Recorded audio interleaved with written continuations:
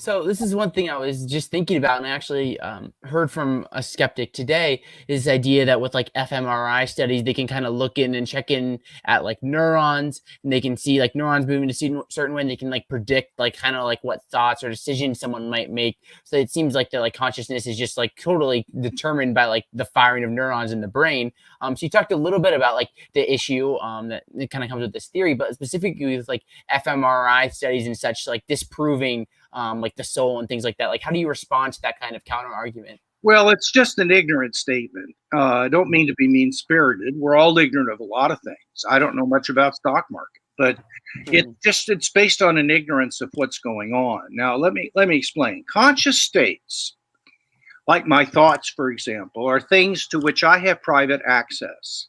That means I have a way of knowing what's going on inside myself, what I'm feeling and thinking or worrying about, that is not available to anybody else. The only way they can know what's going on inside of me is by asking me or observing my bodily movements of some kind. So that all physical states, like the shape of a statue or a brain state, is publicly available to all of us. We all have equal access to knowing what that state is if we have the right equipment and know how to use it. But conscious states are not publicly accessible. The person having the conscious state is the only one that has direct access to it. Now, other people have indirect access to my conscious states, like I said, by me giving a verbal report of what I'm thinking about, or I'm giving body language that is body movements.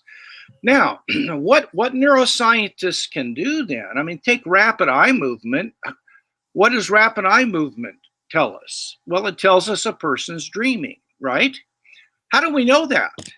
Well, because when they observe people in the lab sleeping, and their eyes started moving rapidly, they woke them up and asked them what was going on. And they reported that they were having a specific kind of dream. Why did they have to wake them up? Because they didn't have access to what was going on in their consciousness. The only thing they could measure was the brain state. So over the years, you could come up with a chart. And the chart would include a mental state and a brain state. And so these would be correlated. So you could say that generally speaking, when a person is in this brain state, they'll be in this mental state and conversely.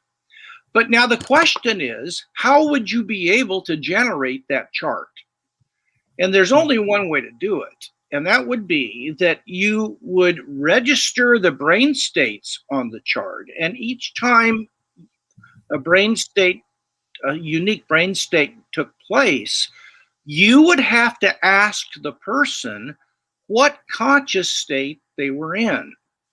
Now, if you did that 10,000 times, you'd come up with a graph or a chart where you could pretty much look at a brain state and have a good idea of the conscious state because you had repeatedly asked the person. So then you could predict, although I will tell you, it's not 100%, for a number of reasons. These are generally, for the most part, correlations. They're certainly not strict correlations. I have no idea how anybody could ever tell that the brain state was in the same state it was at some other time.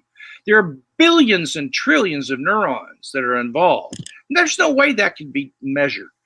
So they have a rough and ready correlation. And so when we put somebody in an MRI and we observe a process of brain states, we can look on our little table and say, well, those brain states are usually associated with the following mental or conscious states because we've asked a lot of people. And so we can do that. And so that this skeptic is correct, but they're failing to see that the ability to do that depends on a commitment to dualism regarding consciousness because the patient, to create the chart that allows them to make that prediction, required them to repeatedly ask people what their consciousness was, because there was no other way of knowing about it. It was privately accessible, but brain states aren't. And so the argument actually backfires into an argument that consciousness is non-physical.